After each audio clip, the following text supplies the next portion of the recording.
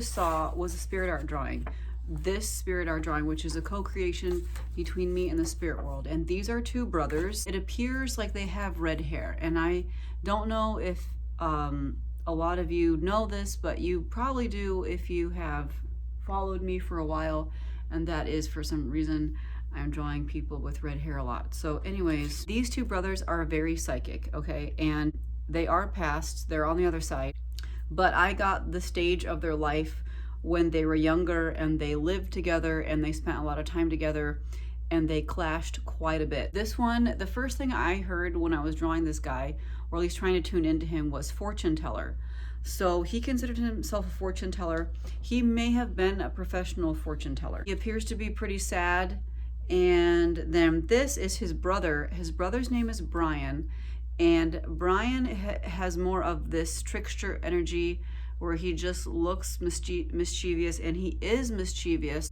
He also was very hot-tempered. So even though, you know, we have red hair here, I think he might be hot-tempered, which is a stereotype of people with red hair. But this guy was not. He's kind of, they had different temperaments, even though they were brothers.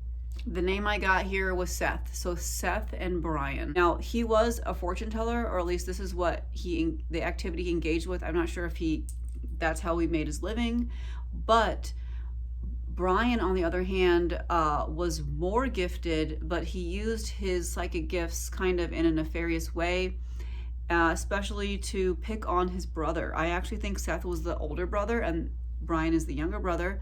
And you can see here, this is kind of like a protrusion that's like a bubble, and it would represent like the third eye. And since it's blue, maybe it's like he would always just say, because the blue was like more of a communicative, like throat chakra color. So maybe whatever he was sensing all the time, he always just like blurted it out, and it was, you know, inappropriate, and he's always picking on his brother. So they did not get along at all.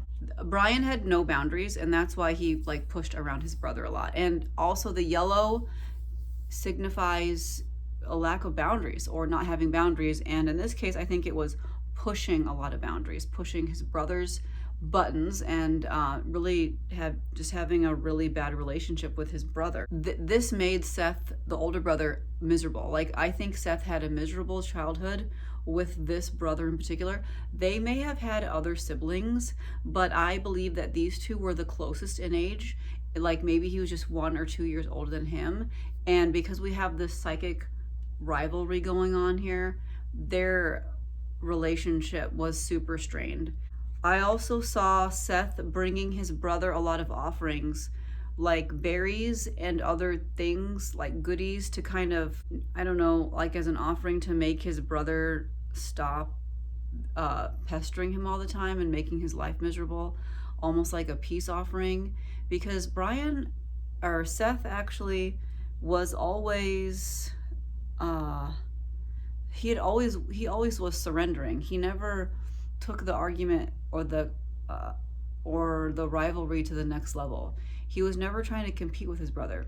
He knew that Brian here, this Brian, was more psychically aware and more talented in this sense than he was, and he never was trying to convince anybody otherwise or make a big contest out of their abilities. He literally loved Seth loved his brother, and then never wanted any problems, but it was Brian causing all the problems all the time. So it was very sad. Now, these two brothers became estranged as they grew older, and then moved and went their separate ways. They moved to separate cities. They didn't want to be around each other anymore. Brian here would have probably blamed everything on Seth, because he didn't have a really good understanding. He was just very immature man. And I think that Brian went on to kind of, live a life of crime, using his abilities in a bad, trickster, nefarious way. And then Seth went on to live a more normal life, and he got married and had children. Yeah, so Seth got married and had children and had a pretty regular life. So what is the message here? I think I've done a few readings recently about sibling rivalries, but this would be another reading about sibling rivalries. And a lot of people are gifted, a lot of people out there are kind of stepping into their gifts in this time period. And these two brothers probably lived in around the 1920s or 1930s or something like that. And they became estranged, right?